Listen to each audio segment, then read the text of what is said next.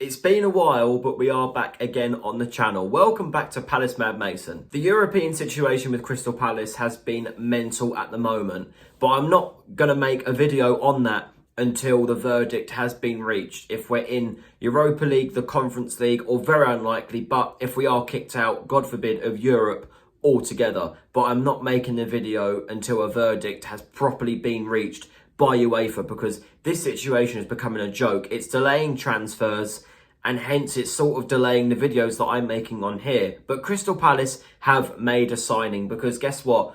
No matter what happens with the whole UEFA situation, we still have a Premier League season to prepare for, and it's a big position that Crystal Palace have gone and filled. Backup left back Borna Sosa has signed for Crystal Palace as from, I think it's from Ajax, isn't it? Yeah, Ajax for £2 or £3 million. Sorry, I thought that was a free agent that we're linked with, but that's David Calabria that we're linked with, not Borna Sosa. We're actually spending money on Borna Sosa, unlike Walter Benitez, another backup player that we got confirmed a couple of weeks ago from PSV. Seems like we're raiding the Eredivisie at the moment. But Borna Sosa is a very experienced Croatian international left back who will be a backup for Tyrick Mitchell, something that we sort of filled towards the end of last season, getting Ben Chilwell on loan from Chelsea, but after the one goal that he scored against Wolves on the final home game of last season, we've had to say goodbye to him and he's gone back to Chelsea. So I wish Ben Chilwell all the best of luck. But Borna Sosa, yes, experienced. He played in the Bundesliga for 5 years at Stuttgart from 2018 until 2023. Played the whole COVID era in the Bundesliga for Stuttgart, where the only player that I can think of where Stuttgart and Palace link is Nairo Hamada, who was a bit of a flop. So let's hope Borna Sosa isn't that. But I've looked at his highlights. He is quite a neat left back, in my opinion. I think he's got a combined 25 assists over the course of those 5 seasons that he was at Stuttgart. Then he moved to Ajax for a season, for the 23-24 season, then spent last season on loan at Torino. So he's definitely been going out and about. He's played in the Bundesliga, the Eredivisie, and last season in Serie A. But he has played on the international stage. He's played in I think he played in the 2022 World Cup and the 2024 Euros for Croatia. So this is a player that's not to be messed about with, that's for sure. And I think this is a serious contender for someone who can compete with Tyrick Mitchell. Obviously, again, with our European saga going AWOL, I don't really want to mention European experience, but Borna Sosa did play 5 games for Ajax 2 seasons ago in the Europa League.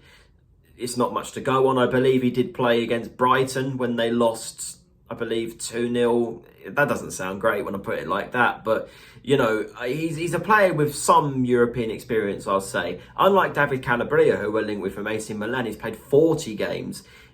Obviously, he is lacking a little bit of European experience, but if it's the Conference League, he may play a little bit better. It may even itself out, if that makes sense. Who else do we need? I think we need a backup right back to step in case Munoz gets injured, because whether we are in the Europa League or the Conference League, it's extra games this season, extra fatigue, extra fitness needed. And I think that means extra bodies needed as well. As in goal, we've sorted that out. Now we've sorted it out in left back. But now I believe we need to sort it out in right back. A replacement for Gueye. If Mark Gueye was to go, there's been rumours that he's going to Liverpool. Some suggest that he's going to Arsenal. Well, obviously, Eze as well. Links with him going to Arsenal, obviously the man who won us the FA Cup, ultimately scoring that goal against Man City. He's been linked with Arsenal, so a replacement for him's needed. I believe a backup for Sarr is needed as well, and a box-to-box midfielder. A lot to do in the transfer window, but this European saga's going on and on and on. We don't know who to get rid of for what price, and we don't know who to sign for what price and what quality we'll need. It's an absolute farce, really. And we are now exactly, I would say, a month before the start of the season. The Community Shield for me is the start of the season because, all right, people might call it a glorified friendly, but it's an opportunity for more silverware. Obviously against the Liverpool side, which, talking about Liverpool on a lighter note, I've not made a video since Diogo Jota's passing. Very sad, and my thoughts go out to the friends and family and Liverpool fans alike. But yeah, it's a sad situation there with Diogo Jota. I will mention that at the end of the video. Not much to talk about at the end of towards the end of this video, to be honest. this European saga's dragged on and on and on, and I'm going to make a video once a verdict's been reached, whether it's good or bad. If it's bad, obviously it's going to be a rage video talking about the timeline. If it's good news, I'm going to talk about the whole timeline and what's gone on. And hopefully we can move forward on this channel, because basically the predictions video, which was the last video on this channel that I made a few weeks ago, might all go down the drain if we're in the Conference League. Put it that way. And I'll have to announce the fixtures again in a different way. But we'll get to there. Whatever the outcome is, I'm not commenting on the European situation as of now, because this will turn into a podcast. Listen to John Textor on Talksport this morning for 2 hours straight. It's drained the life out of me. So we've signed Borna Sosa. Let's stay positive.